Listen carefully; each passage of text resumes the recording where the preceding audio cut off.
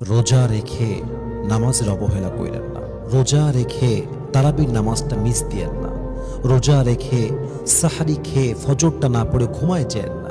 অনেক বড় বাজে ব্যাপার এইটা। রোজা রেখে আপনি ফজরটা পড়লেন না, রোজা রেখে আপনি ফরজ নামাজটা পড়লাম না। এ রোজার অর্থ কোথায়? এ রোজার সওয়াব কোথায়? তারাবির নামাজ পড়তে গিয়ে আড্ডা চলতেছে, ছেলে পেলে আড্ডা দিচ্ছে মোবাইল ফোনে, বাইরে এই সেই হাবিজাবি করতেছে, নামাজের কোনো খবর নাই। আমরা দেখি প্রায় সময় অনেক লোক এমনও আছে ইফতারি করে উঠে গিয়ে মাগরিবের নামাজ পড়ে না, সাহারি করে গিয়ে ঘুমায় যায়, ফজর নামাজটা পড়ে না।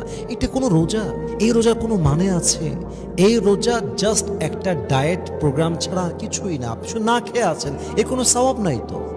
আপনি যে রোজা আপনাকে নামাজি বানাতে পারলো না, যে রোজা রেখে আপনি 5 ওয়াক্ত নামাজ পড়তে পারলেন না, ওই রোজার সওয়াব আল্লাহ আপনাকে কেন দিবে রে ভাই?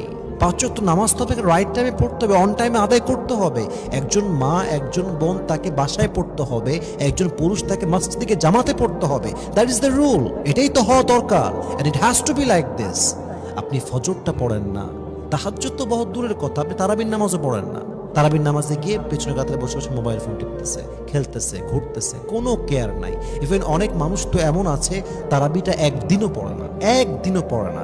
ইভেন অনেক মানুষ তো আছে রোজার মাসে একক তো ফরজ নামাজই আদায় করে না, খালি রোজার আগে মাঝে মাঝে খায়, ঘুরে, এই তার জীবন। এটা একটা মুসলমানের জীবন, এটা একটা ইমানদারের জীবন। রোজার মাসে নামাজের খবর নাই, কেমনে সম্ভব এইটা? দুই এক